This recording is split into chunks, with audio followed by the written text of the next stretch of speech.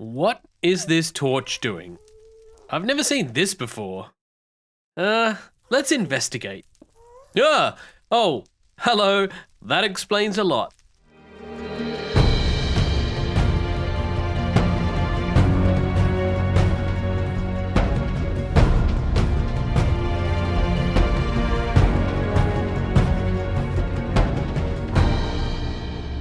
Why, hello everyone. Welcome back to... Just kidding. Welcome back to Minecraft The Journey with me, Bugman CX. In this amazing Let's Play series, we are upgrading a survival world of Minecraft right from the earliest versions and hopefully all the way up to the current modern day release, which we'll probably never reach because I take much longer to get through these episodes than the actual releases came out, but that's another story. We are currently in Minecraft Beta 1.9 pre-release 4, and we've been exploring the new enchanting system over the last few episodes and exploring all sorts of new quirks that came with the functionality, including putting water in the nether. What an amazing thing. There's one addition though that I want to make to that area, and I also want to take you on a little tour of some of the changes that I've made. Look at that. Gorgeous, isn't it? Now, it wouldn't be the nether without our zombie pigmen friends, just like this chap over here, but since we're in the overworldy section of the nether, I want to mix it up a bit, and this was a suggestion... Hello, tree. This was a suggestion given to me, and I think it's a great one. But if I just pop up here and find a little spot, I want it to be close to this path, but just a little bit out of the way. Perhaps right down here, we should be able to place a monster spawner, and it should generate pigs. I'm pretty sure that even if it's buried here in the ground, I need some dirt, and we cover it back up with dirt, it should still work, so you wouldn't even know that it's there. Let's just hold on a minute and see if we get any pigs to spawn up here. Oh, hello. A little pig spawned behind me. I didn't catch it, unfortunately, but we now have a few pigs in the nether, which these pigmen should get very confused about, I'm sure. Once they introduce themselves to these pigs down here, they're going to be so confused about what's going on.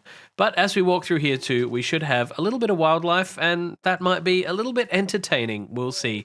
Now, the other thing about this area is that it's currently plagued by ghasts. As we know, it's part of the risk of working out here in the nether, and this is such a big open space that a lot of the time while I've been working here, ghasts spawn. You can hear them around me, and it's very, very annoying. So over here, I have done quite a bit of work to rejig this area here. Let me show you what's going on.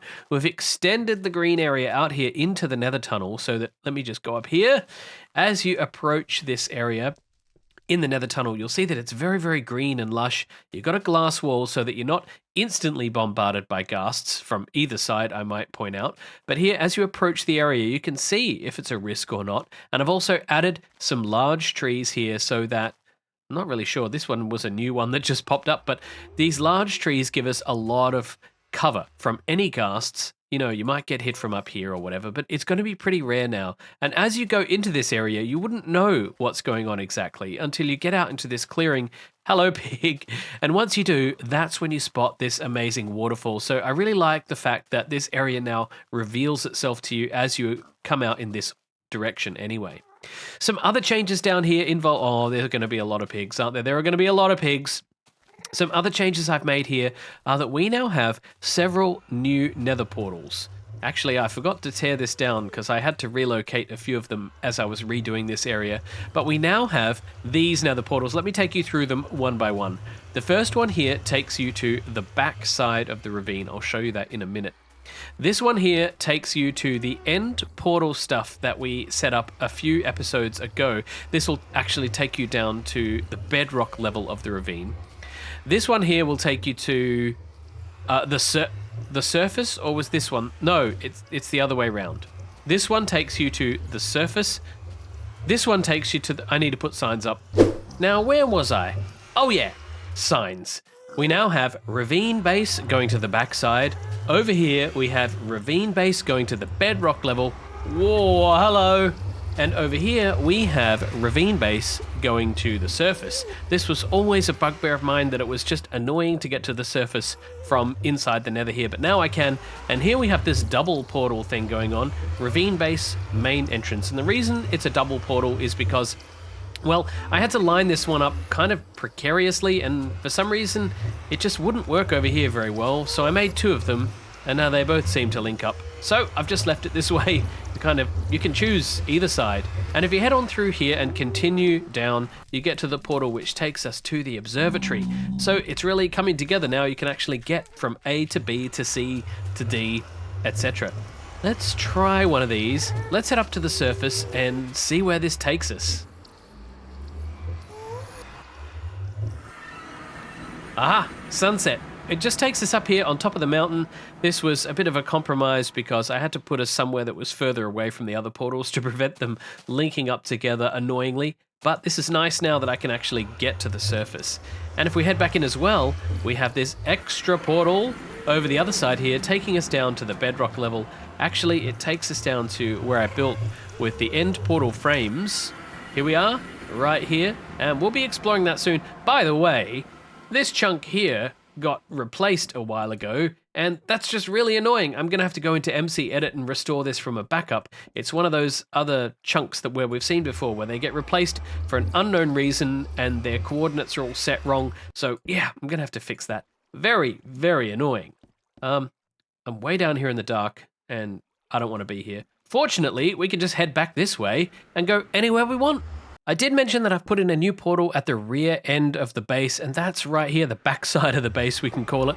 It doesn't really service anything because I haven't built anything here or here yet, but I probably will in the future, so I wanted to have a way of getting to and from these areas quickly because, whoa! Because it's actually quite a long distance from here to the other portal over there if you travel across the ravine, so that just makes for a neat little shortcut. I think it's time to try and discover a new enchantment. So I've got myself 21 levels and a brand new diamond sword. Let's see exactly what we get this time on the table. Oh, I've got to find at least a roughly level 21. There we go, level 21. Let's see what we get. Bane of Arthropods and Knockback 2. Well, 2 brand new enchantments. We're going to have to discover what each of them do. It's just going nighttime, which is the perfect time to try out our sword. And I've been working on this little pathway through here so that it's easier for me to get from this area to the area around the back where I've been doing things like collecting ice and going out to the desert and things like that. So I'm going to head out that way and see if I can find some mobs to attack. I forgot to put some armor on, so hopefully I don't die. Aha! There's loads of them. Okay, let's pick on this skeleton here, shall we? Oh, there's 3 skeletons. Don't like the sounds of that. Okay, let's do it anyway. And, whoa! Okay, that was considerably long distance, wasn't it? Oh, there's quite a few of you. Oh, it's really easy to get rid of them. Just, whoa, hi. I'm under attack here. But each time that I do knock them back, and I presume this is the knockback, right? Because that was the name of one of the enchantments. It actually means that these skeletons here with their range attack have a higher chance of getting me, and that's not good. Yeah, you two fight it out. That's more like it. Now that we've experienced knockback for ourselves, let's have a look at what it actually does. The enchantment of knockback levels 1 and 2, and it goes on your weapons. The enchantment behavior deals additional knockback against enemies. Enemies are flung backwards with each strike. And considering there are 2 levels of it, our sword happens to have knockback 2, so one could presume that knockback 1 is going to work, but not as effectively. So the knockback is great against creepers because you can just fling them right out of your way and there's no risk of them blowing up in your face. But what the? Oh, hi. Okay, I'm out of here. Wait a minute. I've got Bane of Arthropods. Ha! Wow. Wow. 1-hit kill. I think that Bane of Arthropods is going to be particularly useful up here at the cave spider farm. And the reason for that is because I don't have a way to soften these things up at the moment. So whenever they arrive up here ready to be killed, they're always at full health and they always take about 2 hits to kill even with a diamond sword. So with this diamond sword having Bane of Arthropods 3, I think these should all be 1-hit kills now. No, it's not a 1-hit kill. Really? Well, that one up at the... Oh... So I'm going to have to get, potentially, Bane of Arthropods, I don't know, 4 or 5 in order to make it useful, and you need a lot of levels to burn on the table to get that, so no, it's just not worth it. Okay, I don't know what's going on now, but they all seem to be 1-hit kills now. Almost. Do cave spiders have different levels of health? I don't know what's going on here. So let's have a look at what Bane of Arthropods actually does for us. Bane of Arthropods levels 1, 2, 3, 4, and 5, and it applies to our weapons. Enchantment behavior provides additional attack damage against arthropods and adds a slowness effect. Effective against spiders, cave spiders, and silverfish. Incompatible with Smite and Sharpness. Well, if that's the case, then why am I not able to one-hit kill all of these spiders every time? I just don't get it. Is it possible that somehow the game is choosing a different enchantment on the sword? Wouldn't it apply all of the enchantments? I don't really know. You see, the thing is that with a diamond sword, my understanding is that I should be able to attack these things for an attack damage of 14.5. A cave spider only has 12 hit points of damage, so it should be a one-hit kill every time. I don't know what's going on. But just as a side note, have you noticed that there's a new effect as well? Whenever an enchantment happens against a mob, you see this new blue particle effect which happens anytime an enchantment kicks in. Level 23, and I think it's time for another enchant. There is just no way that I can work the table up to level 50. It is just too demanding. So let's try for something round about the level 23. That's perfect. Let's see what we get. Smite. Okay. Another new enchantment to go and explore. Unfortunately, it's just gone morning, so there won't be any baddies outside for us to go and kill.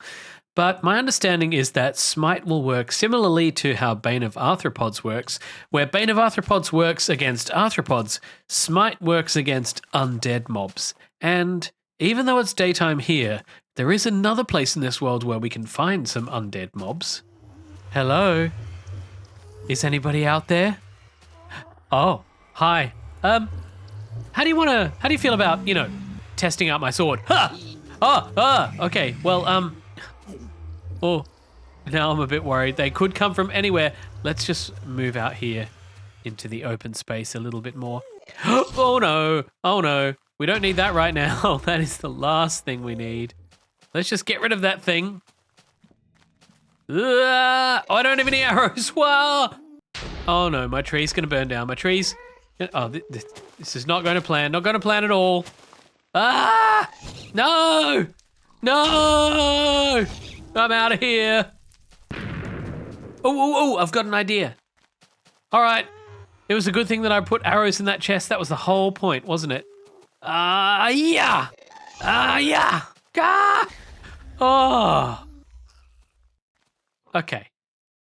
Oh no, my forest is on fire. My forest is on fire. Okay. Who thought it was a good idea to build trees in the nether? Who? This area here looks a little bit more manageable. Any ghasts aren't going to do too much damage here. There are a lot more pigmen, and I think that as soon as I attack them, they're all going to come after me. So I've got some blocks on my hotbar here just in case I need to stack up. Oh, there's quite a few of you, aren't there? Okay, let's try with these. There's only 2 of them. And... Huh! No, you don't like that, do you? Okay, so they're... I hear them, but I'm surprised. Why didn't you come after me? Why aren't there... Whoa, you are. Why aren't there hordes and hordes of them? Oh, look at you. They have some sort of range, but I'm not sure what the range is. I've been doing a little bit more research on how these enchantments work in these earlier versions, and I now understand how the attack damage works a little better. So what happens is we have here our Smite 4 sword. For every level on a Smite sword, we'll give a minimum of an additional 0.75 hit points of damage per level, or a maximum of 1.5 additional hit points of damage per level. So that's a maximum of 6 or a minimum of 3 extra hit points of damage that I can wield whenever I attack a mob with my Smite 4 sword. For example, if I hit this zombie pigman twice, you'll see that I've killed him, and that's because I have Smite. But if that were not the case and I had, let me just switch to a regular... Oh, I haven't got one on my hotbar, have I? I'm going to have to do this very fast. Oh, okay, fast enough. If I do this with my regular sword, you'll see that it takes far more. Oh, I'm getting the right one. There we go. 4 hits to kill that zombie pigman. I've got to get out of here. 4 hits to kill that zombie pigman. So that shows that the Smite enchantment is working as intended. But it's time to head back, hopefully safely, because I want to try this enchantment out on some other mobs. I'm fairly confident this is going to give us the same results as the zombie pigmen, but it's worthwhile testing everything out, right? Zombies! Zombies, hello. 1 hit, 2 hits. Perfect. Let's try you with a regular sword. 1, 2, 3, 4. So I would say those results are pretty consistent with what we saw with the pigmen. So now that we've had a play with it, let's have a look at what Smite will actually do for us. Smite, it applies to your weapons, levels 1, 2, 3, 4, and 5. Enchantment behavior deals extra damage to undead mob types such as skeletons and zombies. Incompatible with Sharpness and Bane of Arthropods. Wait a minute. Did that just say skeletons? Oh yeah, I forgot they're undead mobs. Coming up to daytime, so we better be quick. But let's... Oh, thank you. But let's see. With 2 hits, can we kill you? Yes, it's much the same as the zombie. Now, is there another one we can do a little test with our regular sword? Let's see if I can catch this. Oh, no. No, I guess not. Go away, you. No, you're ruining my experiments, all of you. Ah. Well, that's it. I think we've run out of willing participants, so it's time to head home. Oh, well. You know what? I think we get it. I'm just going to call that a success. Before it was decided that Smite would be the name for this enchantment, Jeb wasn't sure what he was originally going to call it. He took to Twitter to get some opinions. Okay, I'm going to get so much spam for this. A good name for an enchantment that only adds a damage bonus versus undead mobs on swords. You can imagine what happened next as Jeb's Twitter feed filled up with suggestions. No, not the name of the sword. I need a name of the enchantment. I mean, holy isn't an enchantment name. Sure, holy damage works, but it's so religious. Oh, lol, now my Twitter stream's being throttled. I'm so dumb sometimes. By the way, the name I'm using at the moment is Bane of Undead. But eventually he settled on Smite. Thanks for all the suggestions. I think I will use Smite because it feels short and simple, even if it isn't clearly about undead. I think we've got just enough time for one more enchant, and I want to do one more on my sword here, so let's give this a go and see what the enchanting table will bring for us. I've been working at the farm here for a bit, so I'm level 40 right now, and hopefully I'll be able to get a pretty close to level 40 enchantment come up. You know the drill by now. I've got to work at this for a bit. Level 39. Okay, I can cope with level 39. Let's see what it brings us. Sharpness 3. 3 is okay. I mean, spending 40 levels on sharpness? Yeah, I'm not sure if it's worth it, really, honestly. But let's just have a little bit of a look at what sharpness does for us. Sharpness. It applies to our weapons, of course, levels 1, 2, 3, 4, and 5. The enchantment behavior deals extra melee attack damage against mobs. The amount of damage increases with each level, incompatible with Smite and Bane of Arthropods.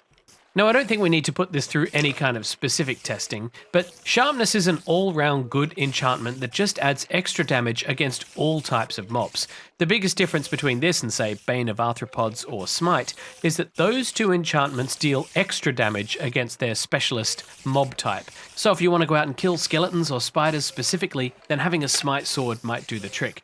But if you're just going out to kill mobs in general, then Sharpness is probably your all-around best choice. But unfortunately, Sharpness 3 is pretty rubbish in the grand scheme of things, so it looks like if we're going to enchant our weapons and we want high-level enchantments, I'm really going to have to get level 50s, aren't I? There is so much to get through when it comes to looking at all of these enchantments. I mean, there were 17 new enchantments added in Beta 1.9, and we've only looked at 7 of them. And let's be honest, I've only glossed over some of these enchantments because their effects are quite straightforward. But there's going to be a lot more for us to explore, not to mention the fact that you can put enchantments on different tools, not just things like your pickaxe, but also your shovel and your regular axe. Plus, we still have to explore the enchantments for all of the armor. So there's all sorts of different aspects to enchanting that we need to explore. But that's all we have time to explore in this episode, so I want to say thank you for watching, and I'll see you all in the next one. If you'd like to support the channel, you can do so by subscribing, or joining Patreon, or clicking the super thanks button below, or just hanging out and being awesome. There's also a link to Discord down below.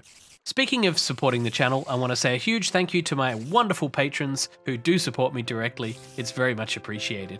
And I'll see everybody in the next episode. So until then, this has been Bugman CX. You've been watching Minecraft: The Journey. Bye-bye.